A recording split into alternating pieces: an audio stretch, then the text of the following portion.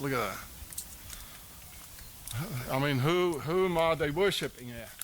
So, looking at the Vera Cruz, the true cross here, the French king, he said, the Templars, they are Satanists and Sodomists.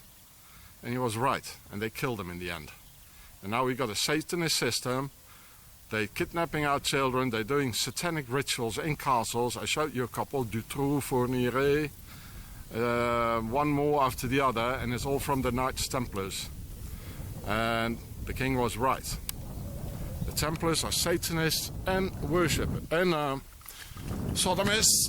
It's windy again. Such king was Philip IV of France, who in the early 14th century borrowed liberally from the Templars. Loath to repay what he owed, the king concocted a series of false charges against the Templars, accusing them of heresy, sexual impropriety, and witchcraft. Historians today are in wide agreement that Philip's charges were fraudulent. Philip's agents arrested the French Templars, some of whom confessed to the charges while being brutally tortured. But among those who would not confess was Jacques of Malai, the Templar Grand Master. King Philip had Jacques and other Templars burned at the stake. From the flames, the last Grand Master called God's vengeance down upon the French king. Because of the power of the French monarchy at the time, Philip was able to pressure Pope Clement V into dismantling the Templar order in 1312. Even in Philip's own kingdom, most people were horrified by what the king had done to the Templars, still widely regarded as heroes of the Crusades. Many saw God's justice in Philip's agonizing death after a hunting accident in 1314.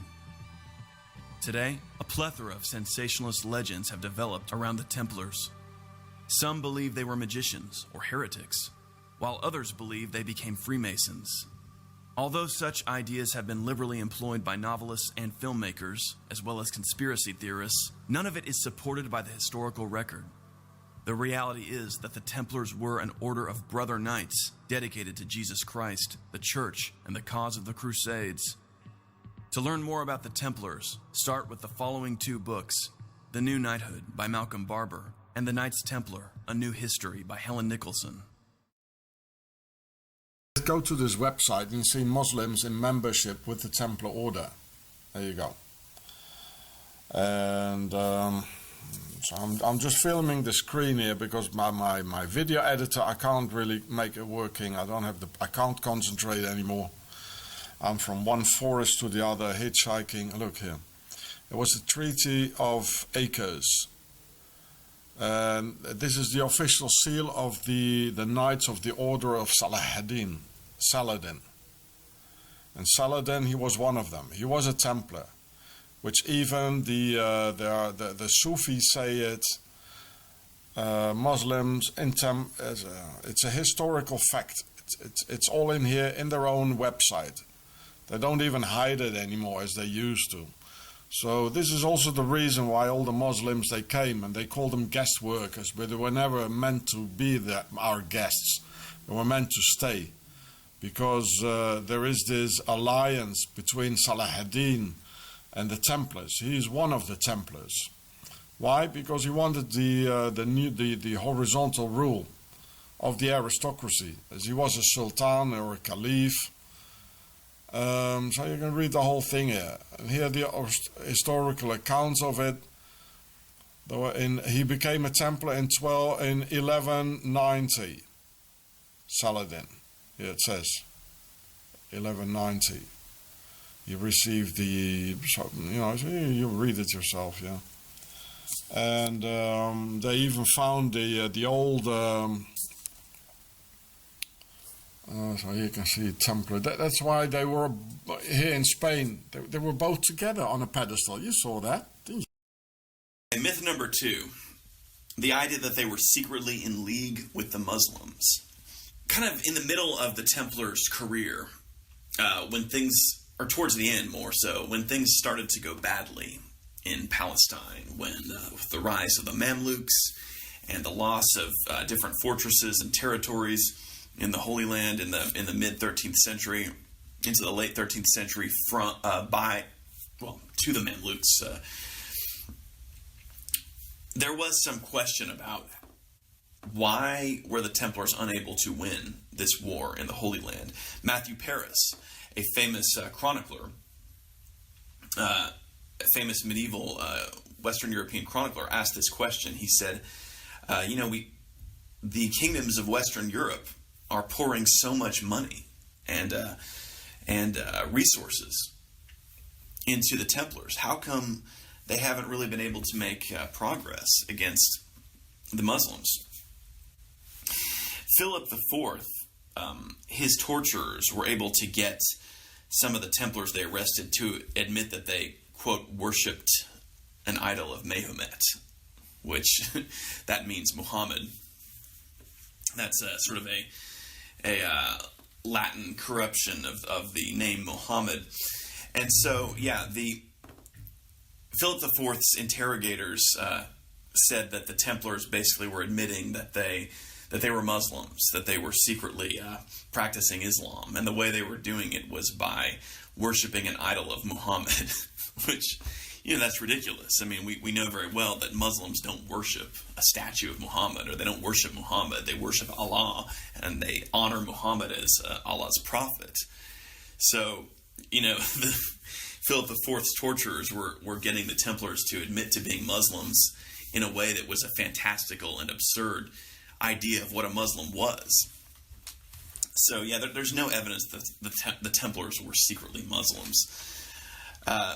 Now, it is true that the Templars dealt with Islam and with Muslims in close proximity because they were operating right on a frontier with them in Palestine and also in Spain, because the Templars had castles and fortresses in the borderlands of Spain, right there on the front lines with the crusade in Spain against the Mohammedans.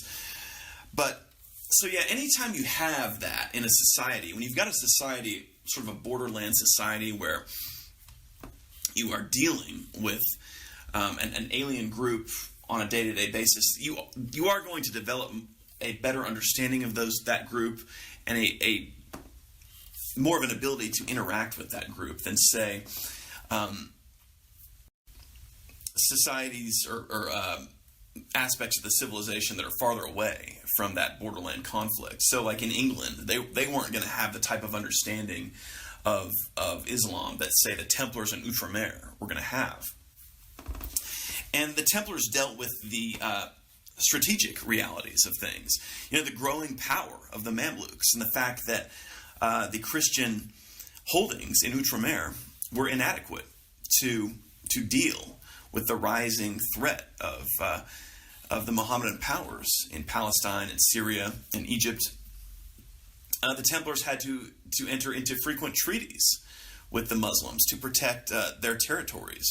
And so you can see how in the distant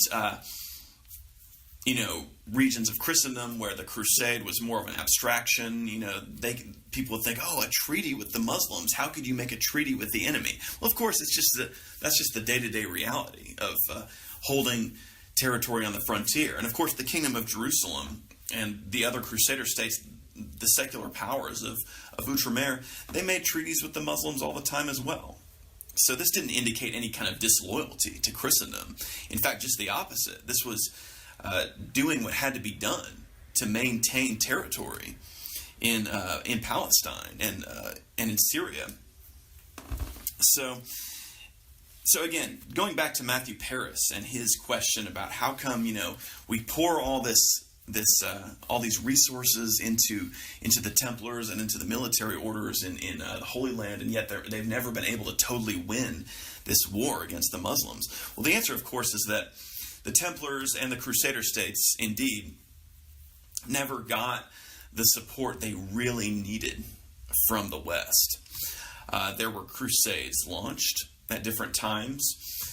There were efforts made, but it was never the total and united effort that needed to be made by the powers of Europe to fully and completely defeat the Muslim kingdoms in Syria and Palestine and Egypt, and in other areas as well, to really make total victory possible. And Jacques de Molay, after the fall of Acre in 1291, got into a conversation with the Pope where he kind of laid out what really needed to be done to win total victory for the Crusades in Palestine.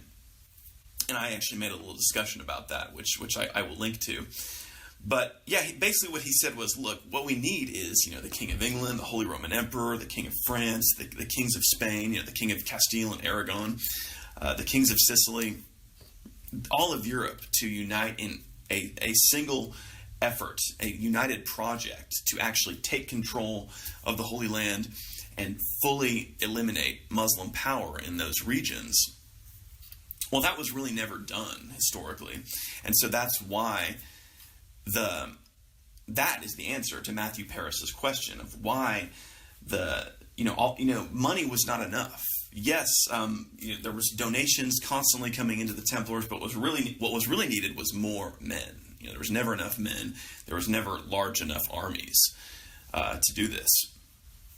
So yeah, there was no evidence whatsoever that the Templars were secretly Muslims. This is something that comes out of the torture-induced confessions of Philip IV's sham trial that he inflicted on the Templars as a way to gain control of their resources. And once again, we talk about the other places where the Templars were investigated at this time. The Kingdom of Aragon, the Kingdom of England, no such confessions came out because no torture was used.